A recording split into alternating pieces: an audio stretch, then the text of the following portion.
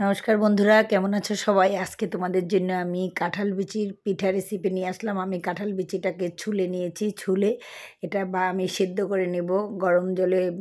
বেশি সময় নিয়ে এটা সেদ্ধ করে নিতে হবে। এই দেখো, তারপরে উপরের আবরণটা ছাড়িয়ে নিতে হবে, এটা একটু সময়ের ব্যাপার। এই ছাড়িয়ে নিয়ে আমি ধুয়ে নিয়েছি। দেখো এখন কত সুন্দর একদম সাদা হয়ে গেছে। এরপর আমি এটাকে পাটায় বেটে নিয়েছি। আমি সেটা আর তোমাদের সাথে শেয়ার করলাম না।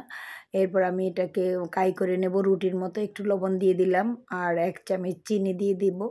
চিনি দিয়ে আমি একটু সামান্য তেল দিয়ে দেব। তেল দিয়ে এটা আটা অথবা ময়দা যা থাকে তা দিয়েই তোমরা করতে পারবা। আমি একটু আটা দিয়েই এটা করেছি। এই দেখো কাঁঠাল বিচি বাটাটা আমি দেখালাম। এই যে আটা আমি 1 কাপের চাইতে অনেক কম দিয়েছি। ইচ্ছে হলে আর একটু দিতে পারতাম, কিন্তু আমি পিঠাটা অল্প করব তাই আমি বেশি দেইনি। এরপর আমি বেটে রাখা কাঁঠাল বিচিটাও আমি দিয়ে দিলাম। দিয়ে আমি এটা রুটির যেভাবে কাই করে সেভাবে এটা কম আঁচে আমি এটাকে কাই করে নেব।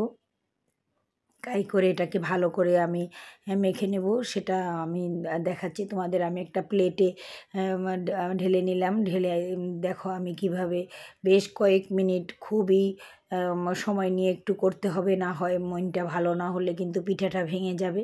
আমি একটু তেল আর একটু আটা দিয়ে মেখে নিচ্ছি। যদি প্রয়োজন না পড়ে তোমরা আর তেল নরম হলে একটু, আমার পিঠাটা একটু নরম হয়েছে এবং খুবই মোলায়েম দেখো। তারপরও আমি ভালো করে মেখে নিচ্ছি। মইনটার মধ্যেই অনেক কিছু, এটা যদি ভালো না হয় পিঠাটা ভালো হবে না খেতে। এরপর আমি ছোট ছোট গোল গোল করে নিচ্ছি, ছোট ছোট করে। এরপর আমি এটাকে কুলি তৈরি করব। কুলির মুখটা তোমরা ভালো করে আটকে দিবে, না হয় এটা তেলে ভাজার পরেই দেখো আমি নারকেলের পুর করে নিয়েছি। এটা আমি নাড়ুর মতো একটু চিনি দিয়ে পাক দিয়ে নিয়েছি। এরপর আমি তোমাদের দুটো করে দেখাবো। এতগুলো তোমাদের এত সময় নিয়ে আমি তোমাদের দেখাবো না। আমি দুটো কুলি তোমাদেরকে দেখাচ্ছি। বাটি করে আমি পুরটা দিয়ে দিয়েছি। মুখটা এভাবে শক্ত করে আটকে দিবে, না হয় পুরটা বের হয়ে গেলে কিন্তু আর শিরার মধ্যে তোমরা দিতে পারবে না। আমার কুলিগুলো দেখো তোমরা, সবগুলো খুবই ভালো হয়েছে, একটা কুলিও ভাঙেনি। এভাবে মুখটা আটকে দেবে।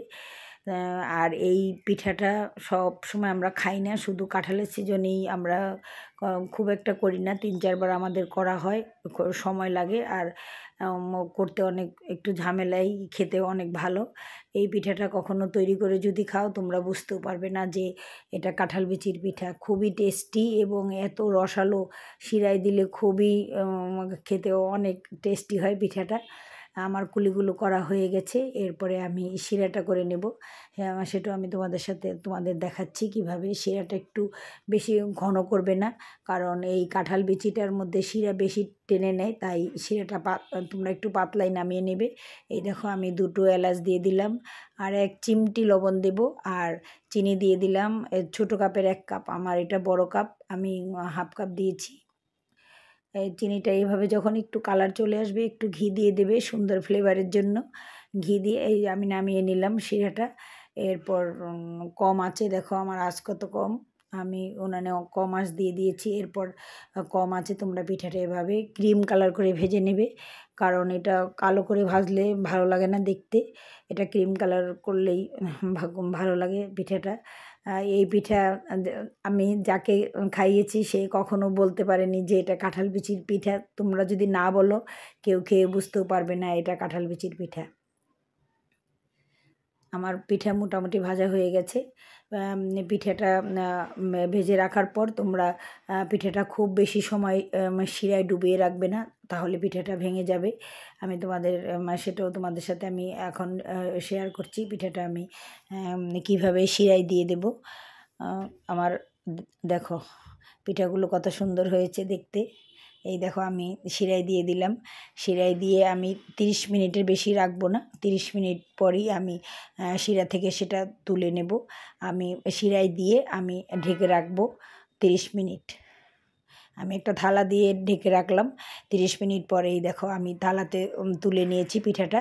এখন আমি আর 10 মিনিট পর আবার এটা উল্টে দেব, তাহলে রসে একদম টইটুম্বুর হয়ে যাবে পিঠাটা এবং খেতে খুবই ভালো হবে। তৈরি হয়ে গেল আমার কাঁঠাল বিচির পিঠা। আশা করি তোমাদের ভিডিওটি ভালো লেগেছে। যদি ভালো লাগে তোমরাও করে খেতে পারো। কিন্তু খেলেই বুঝতে পারবে। তোমাদের তো খাওয়াতে পারলাম না, শুধু রেসিপিটা দেখালাম।